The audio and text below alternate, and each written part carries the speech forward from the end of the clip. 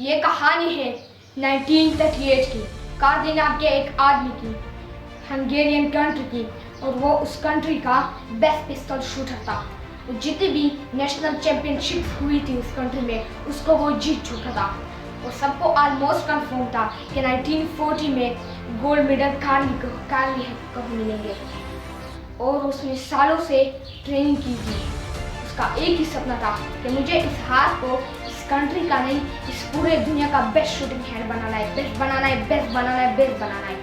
वो कामयाब हो गया, उसने बना लिया। सिर्फ 2 साल का वक्त था कि 1938 में एक आर्मी का ट्रेनिंग कैंप चल रहा था। जबकि वो आर्मी में था तो एक एक्सीडेंट हो गया। उसके उसी हाथ में जिससे उसने गोल्ड मेडल जीता था, उसमें एक हैंड ग्रेनेड पड़ गया और उसका एक हाथ चला गया। और उसका सारा फोकस, सारा सपना सब खत्म। उसके साथ 2 रास्ते थे, या तो वो पूरी जिंदगी रोता रहे और या तो कहीं छुप जाए, और या तो जो अपना गोल था जिस पे उसने फोकस किया था उसको पकड़ के रखे। उसने फोकस किया उस पे नहीं जो उसके दोस्त से चला गया। उसने फोकस किया उस पे जो उसके पास था, और क्या था? एक लेफ्ट हैंड। और वो वापस आए और 1 महीने का इलाज चला इस हाथ का। और सही 1 महीने बाद उसने अपनी ट्रेनिंग शुरू कर दी। एक ऐसा हाथ जिससे वो लिप तक नहीं सकता था।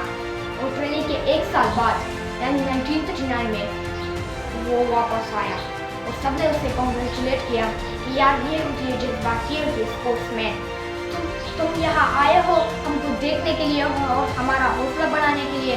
उसने जवाब दिया कि मैं यहाँ कॉम्पीट करने आया हूँ, तैयार हो जाओ, तुमसे लड़ने आया हूँ। और मैच हुआ। बाकी सब प्लेयर अपने बेस्ट हैंड से कॉम्पीट कर रहे थे और ये कॉम्पीट कर रहा था अपने ओनली हैंड से। और कौन जीता? The man with the only hand, Carly जीत गया।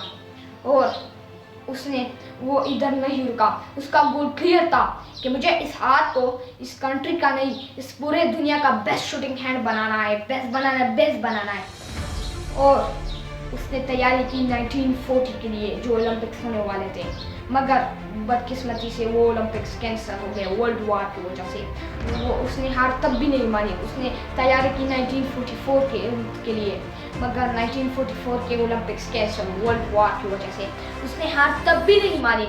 उसने तैयारी की 1948 के लिए, और 1938 में उसकी ईयर थी 28 ईयर्स और 1948 में ईयर हो गई 38 ईयर्स।